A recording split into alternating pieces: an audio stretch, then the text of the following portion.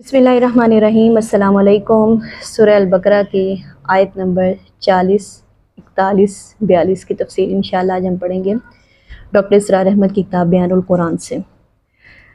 यहाँ पे अब बनी इसराइल से खिताब शुरू हो रहा है। ये खिताब 5वें रकू से 14वें रकू तक मुसलसल 10 रकूआत पर मुहित है। अलबत्ता इनमें एक तकसीम है।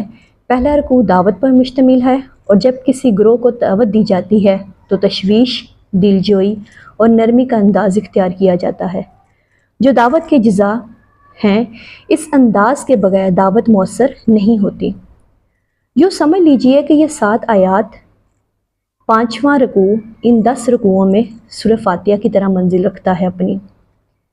बनी इसराइल की हैसियत साबका उम्मत मुसलमा की थी जिनको यहाँ दावत दी जा रही है। वो भी मुसलमान ही थे लेकिन मोहम्मद रसूलुल्लाह सल्लल्लाहु अलैहि वसल्लम का इनकार करके काफिर हो गए, वरना वो हज़रत मूसा अलैहिस्सलाम के मानने वाले थे। शरीयत उनके पास थी, बड़े बड़े उल्मा उनमें मौजूद थे, इल्म का चर्चा उनमें था, गर्ज ये कि सब कुछ था। यहाँ उनको दावत दी जा रही थी। इससे हमें ये रहनुमाई मिलती है कि आज मुसलमानों में जो अपनी हकीकत को भूल गए हैं, अपने फ़र्ज से गाफिल हो गए हैं और दुनिया की दीगर कौमों की तरह एक कौम बनकर रह गए हैं, अगर कोई एक दाई गिरोह खड़ा हो तो जाहिर बात है सबसे पहले उसे उसी उम्मत की दावत देनी होगी। उसके लिए दुनिया तो इस्लाम इसी उम्मत के हवाले से पहचानेगी। पहले ये खुद ठीक हो और सही इस्लाम का नमूना पेश करे तो दुनिया को दावत दे सकेगा कि आओ देखो ये है इस्लाम। चनाचे उनको दावत देने का जो उसलूब है वो इन 7 आयात में है। बिस्मिल्लाहिर्रहमानिर्रहीम। या बनी इसराईल अस्कुरू निअमती अल्लती अनअमतु अलैकुम। ए बनी इसराइल याद करो मेरे उस इनाम को जो हमने तुम पर किया। बनी इसराइल की तरकीब को समझ लीजिए कि यह मुरक्कब अज़ाफ़ी है। असर का मैनी है बंदा या ग़ुलाम। इसी से असीर बना है जो किसी का कैदी होता है। और लफ्ज़ ऐल इब्रानी में अल्लाह ताला के लिए इस्तेमाल हुआ है। चनाचे इसराइल का तर्जुमा है अब्दुल्ला यानी अल्लाह का ग़ुलाम, अल्लाह का बंदा, अल्लाह की अताअत करने वाला। इसराइल लक़ब है हज़रत याकूब अलैहिस्सलाम का। इनके 12 बेटे थे और इनसे जो नस्ल चली वो बनी इसराइल है। इन्हीं में से हज़रत मूसा अलैहिस्सलाम की बेइज्जत हुई और उन्हें तौरात दी गई। फिर ये एक बहुत बड़ी उम्मत बने। कुरान मजीद के नज़ूल के वक़्त तक उन पर अरूज व ज़वाल के 4 अदवार आ चुके हैं। 2 मरतबा उन पर अल्लाह ताला की रहमतें की बारिश हुई और उन्हें अरूज नसीब हुआ, जबकि 2 मरतबा दुनिया परस्ती, शहवत परस्ती और अल्लाह के अहकाम को पसे पुश्त डाल देने की सज़ा में उन पर अल्लाह के अज़ाब के कोड़े बरसे। इसका जिक्र सूरह बनी इसराइल के पहले रकू में आएगा। उस वक्त जबकि कुरान नाजिल हो रहा था वो अपने इस ज़वाल के दौर में थे। हाल ये था कि मोहम्मद रसूलुल्लाह सल्लल्लाहु अलैहि वसल्लम की बेइज्जत से पहले ही उनका 2nd टेम्पल भी मुनहदम किया जा चुका था। हज़रत सुलेमान ने जो हिकले सुलेमानी बनाया था, जिसको 1st टेम्पल कहते हैं, उसे बख्त नसर ने हज़रत मसीह से 600 साल पहले गिरा दिया था। उसे उन्होंने दोबारा तामीर किया था जो 2nd टेम्पल कहलाया।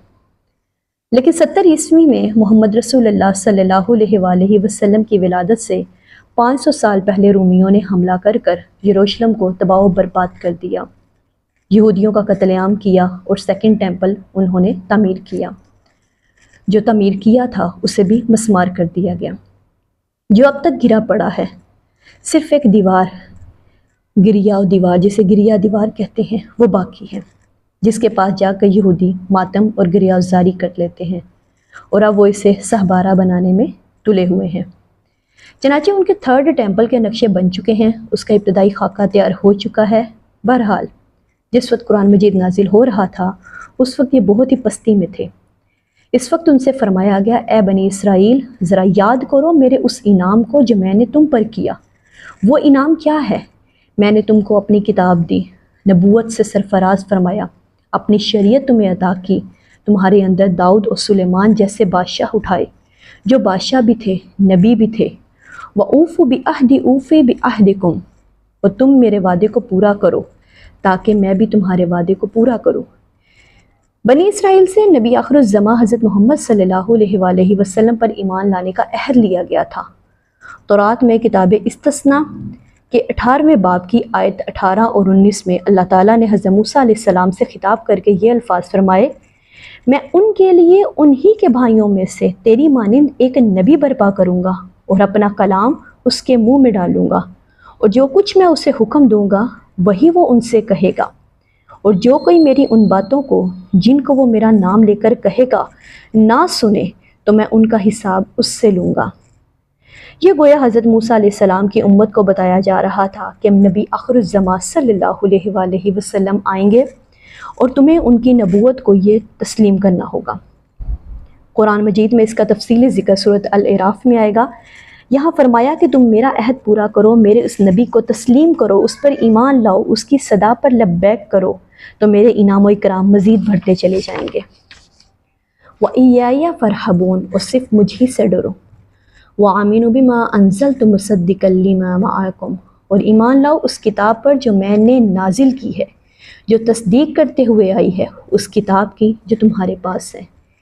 ان الفاظ کے دو معنی ہیں، ایک تو یہ کہ ایمان لاؤ اس قرآن پر جو تصدیق کرتا ہے تورات اور انجیل کی، یعنی وَلَا تَكُونُوا أَوَّلَ كَافِرٍ بِهِ، اور تم ہی سب سے پہلے اس کا کفر کرنے والے بن جاؤ، یعنی قرآن کی دیدہ دانستہ تکذیب کرنے والوں میں اول امت ہو۔ تمہیں تو سب کچھ معلوم ہے، تم جانتے ہو کہ محمد رسول اللہ صلی اللہ علیہ وآلہ وسلم اللہ کے رسول ہیں اور یہ کتاب اللہ کی طرف سے نازل کی گئی ہے۔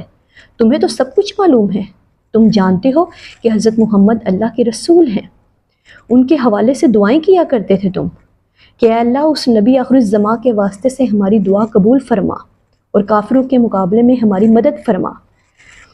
وَلَا تَشْتَرُوا بِآيَاتِي ثَمَنًا قَلِيلًا، اور میری آیات کے عوض حقیر سی قیمت قبول نہ کرو، اور یہ آیات الہیہ ہیں اور تم ان کو صرف اس لیے رد کر رہے ہو کہ کہیں تمہاری حیثیت، تمہاری مسندوں اور تمہاری جو چودراہٹ ہے اس پر کوئی آنچ نہ آ جائے۔ وَإِيَّايَ فَاتَّقُونَ، اور صرف میرا تقوی اختیار کرو، مجھ ہی سے بچتے رہو۔ وَلَا تَلْبِسُوا الْحَقَّ بِالْبَاطِلِ وَتَكْتُمُوا الْحَقَّ وَأَنْتُمْ تَعْلَمُونَ، اور نہ گڑمڑ کرو حق کے ساتھ باطل کو اور نہ چھپاؤ حق کو جبکہ تم اسے جانتے ہو۔ یہ بات اچھی طرح نوٹ کر لیجئے کہ مغالطے میں غلط راہ پر پڑ جانا ضلالت اور گمراہی ہے، لیکن جانتے بوجھتے حق کو پہچان کر اسے رد کرنا اور باطل کی روش اختیار کرنا اللہ تعالیٰ کے غضب کو دعوت دینا ہے۔ اسی سورہ بقرہ میں آگے چل کر آئے گا کہ علماء یہود محمد رسول اللہ صلی اللہ علیہ وسلم کو اور قرآن کو اس طرح پہچانتے تھے جیسے اپنے بیٹوں کو پہچانتے ہیں۔ یعرفون کما یعرفون ابناءہم، اس کے اندر لکھا ہے کہ لیکن اس کے باوجود انہوں نے محض اپنی دنیاوی مصلحتوں کے پیش نظر قرآن اور نبی کی تکذیب کی۔ جزاک اللہ۔